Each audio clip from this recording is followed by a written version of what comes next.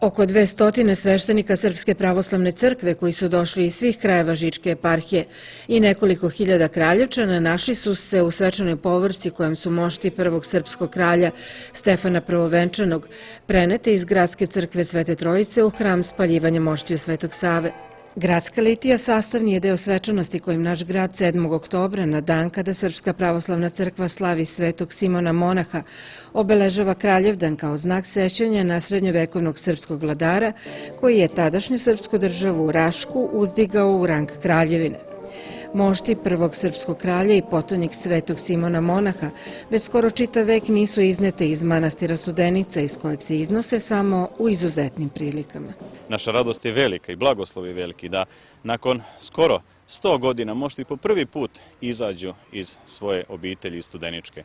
Za to je potrebno mnogo preduslova i mnogo uslova i kockica da se sklope da bi se to desilo. I mi smo zaista srećni što smo upravo svedoci toga događaja. Zaista je veličanstveno da ovoliki broj Kraljevčana bude na današnjem skupu i na ovoj svetoj i svečanoj litiji. Pre nedelju dana po blagoslovu episkopa Žičkog Justina doček moštiju bio upriličen u manastiru Žiča.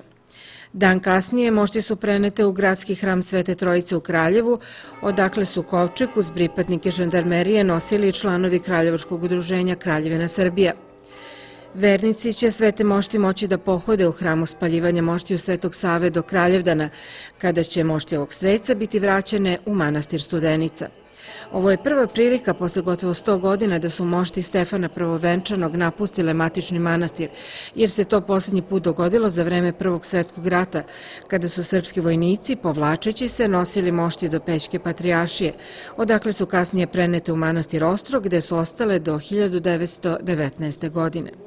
Upravo smo mi sada, da kažem, svedoci toga da su se naše sve službe i predstavnici naroda, gde je tu policija, vojska, bezbednosti, crkva pre svega, ispred koje smo i pokrenuli ovu inicijativu, da smo se složili, da smo ovim zajedničkim trudom postigli ovaj sveti događaj. I zbog toga je ovaj trenutak veličanstven jer pokazuje našu slogu, našu zajednicu i našu ljubav pre svega Bogu, a zatim i prema našem svetom i prepodobnom Simonu Monahu.